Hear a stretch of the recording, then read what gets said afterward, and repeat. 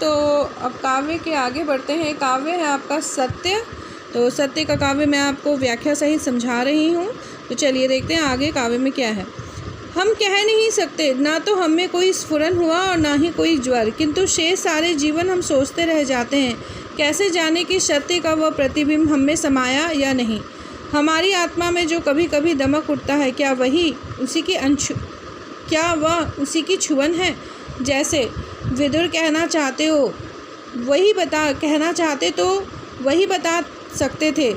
सोचा होगा माथे के साथ अपना मुकुट नीचा किए युधिष्ठिर ने खांडव प्रस्थ से इंद्रप्रस्थ लौटते हुए। तो यहाँ पे लेखक जो है वो कह रहे हैं कि विदुर अगर कहना चाहते तो खुद नहीं कह देते। युधिष्ठिर इस तरह की बातें सोचते हुए खांडव प्रस्थ से इंद्रप्रस्थ लौटते हैं।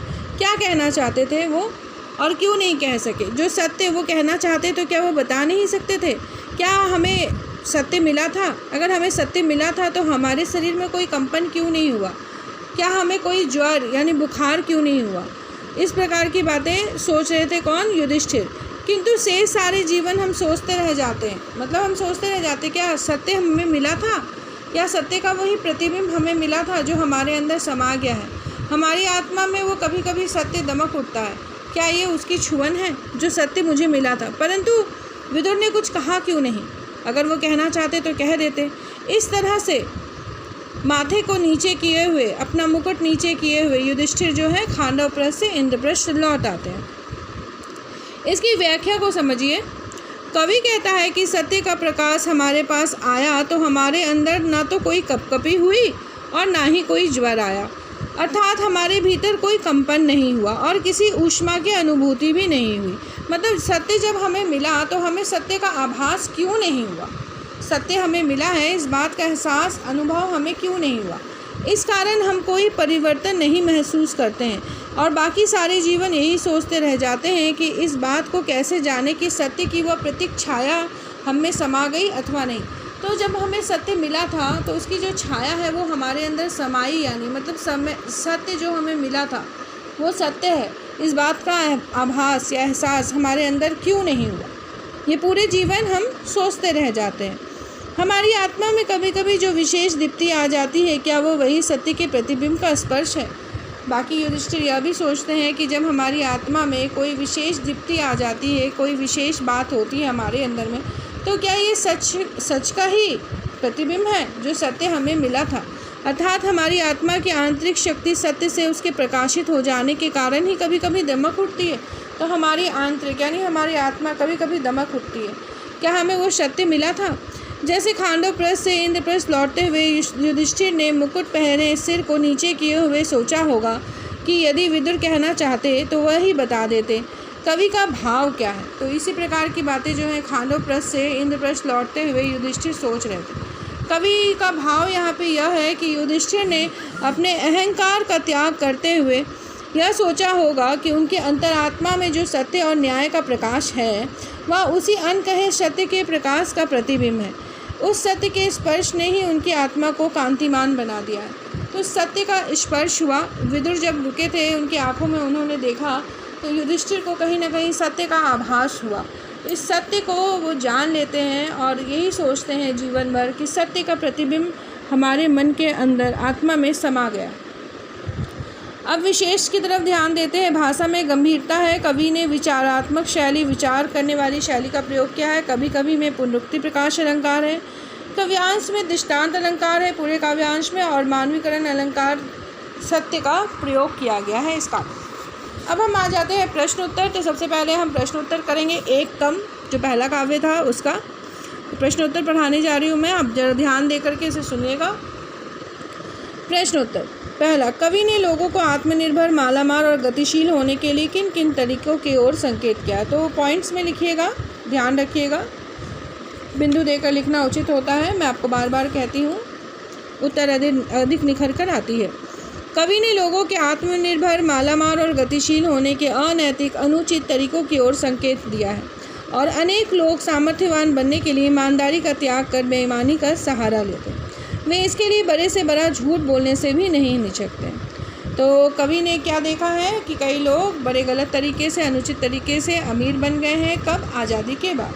और तरह तरह की धोखाधड़ी करके या धन संपत्ति अर्जित कर लेते हैं और उसमें लगे हुए हैं। वे किसी से भी विश्वासघात कर लेते हैं, इसमें बाज नहीं आते। इस तरह के लोग भाईचारे को और समाज के प्रति जो अपना दायित्व है उन सबको भूल जाते हैं और भूल कर धनवान बनने की चेष्टा में लगे रहते हैं। तो मुख्य रूप से आप 4 पॉइंट लिखिएगा। ये 2 अंकों के लिए पूछा जाएगा तो मैं 4 यहाँ टिक कर देती हूँ और ये छोड़ दे रही हूँ, ठीक है। तो ये 4 पॉइंट आप लिख लीजिएगा कि किसी भी तरह से लोग अमीर बनना चाहते हैं, बिंदु देकर लिखिएगा। अगला प्रश्न है, हाथ फैलाने वाले व्यक्ति को कवि ने ईमानदार क्यों कहा है, इसे आपको स्पष्ट करना है। तो हाथ फैलाने वाला व्यक्ति जो है वो कवि ने ईमानदार इसलिए कहा है क्योंकि वह अपनी वास्तविक स्थिति को नहीं छिपाता। जो उसकी वास्तविक स्थिति है वह उसे नहीं छिपाता है। यदि वह लाचार है, कंगाल है या कोढ़ी है तो उसे प्रत्यक्ष देख करके इसका पता चल जाता है। यदि वह शरीर से स्वस्थ होता है और उसके बाद भी हाथ फैलाता है तब इस बात का भी पता लग जाता है कि वह कामचोर है और साधारण धोखेबाज भी है क्योंकि वो काम चोरी कर रहा है। इस प्रकार अपनी वास्तविक स्थिति को प्रकट करता है कौन?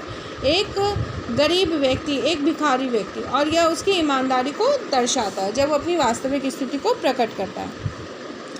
1947 से लोग अनेक तरीकों से मालामाल हुए, किंतु विमुद्रीकरण होने से उन स्थितियों में बदलाव आया है या नहीं? सन 1947 में देश के स्वतंत्र होने के बाद मैंने बहुत सारे लोगों को अनेक तरीकों से आत्मनिर्भर और संपन्न होते हुए और उन्नति के पथ पर आगे बढ़ते हुए देखा है। किसने? लेखक ने। स्वतंत्रता के पश्चात आर्थिक संपन्नता के उन्नति के लिए लोगों ने झूठ, छल कपट, बेईमानी, धोखाधड़ी आदि का रास्ता भी अपना लिया। भ्रष्ट हो गए हैं लोग। अब विमुद्रीकरण होने से पूर्व की स्थितियों में बहुत बदलाव आ गया है। जब विमुद्रीकरण होता है तो इससे स्थितियां बदल जाती हैं। इस दौरान लोगों को अपना पैसा जो है वो बैंक में जमा कराना पड़ता है। जिनके पास काला धन होता है उनको भी अपना पैसा बैंक में जमा कराना पड़ता है। और विमुद्रीकरण होने के कारण हमारा देश जो है आर्थिक तौर पर समृद्ध हो जाता है और इससे बैंकों के द्वारा लेन देन यानी नेट बैंकिंग काफ़ी बढ़ जाता है। तो विमुद्रीकरण क्या होता है? नोटबंदी की प्रक्रिया को विमुद्रीकरण कहते हैं, जिससे छिपा हुआ काला धन बाहर आ जाता है। और विमुद्रीकरण से जो मालामाल लोग हैं उनके पैसे जो हैं वो सामने आ जाते हैं और बैंकों में नेट बैंकिंग चालू हो जाती है, बैंकों में पैसे अधिक जमा हो जाते हैं। अगला, मैं तुम्हारा विरोधी, प्रतिद्वंदी या हिस्सेदार नहीं हूँ। कवि क्या अभिप्राय है? इससे कवि क्या कहना चाहते हैं?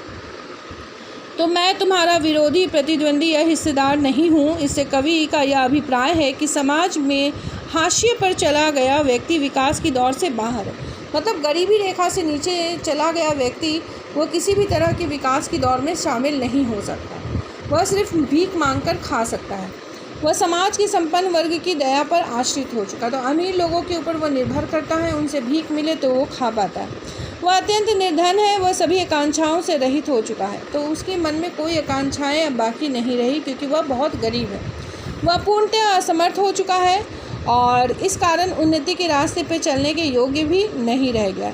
इस वस्तु स्थिति को स्वीकार करते हुए वह स्वयं को ऐश्वर्य और सामर्थ्य की स्पर्धा में लगे हुए विरोधी, प्रतिद्वंदी या हिस्सेदार नहीं मानता। तो जो लोग इस ऐश्वर्य में और सामर्थ्य की स्पर्धा में लगे हुए हैं, प्रगति की दौड़ में लगे हुए हैं, वह उसमें अपने आप को हिस्सेदार नहीं मानता।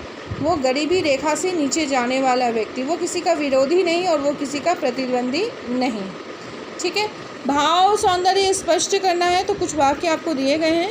तो जहाँ आपको व्याख्या मैंने कराई है, आप व्याख्या को जब लिखेंगे तो उसके द्वारा आप ये भाव सौंदर्य को पढ़ सकते हैं, पढ़कर समझ लीजिएगा। पहले आप इन वाक्यों को ढूंढ लीजिएगा, उसके बाद जो विशेष बातें मैंने आपको बताई हैं वहाँ पे आप भाव सौंदर्य लिख सकते हैं। तो इसे लिख करके आप पढ़ लीजिएगा। दूसरा, शिल्प सौंदर्य भी ठीक इसी प्रकार करना है आपको। वैसे मैं आपको जब आपकी परीक्षा होगी तो रिवीजन क्लास में भाव सौंदर्य और शिल्प सौंदर्य भी भेजूँगी वीडियो बनाकर। फ़िलहाल आप इसे अपनी व्याख्या से पढ़ सकते हैं। ठीक है, धन्यवाद।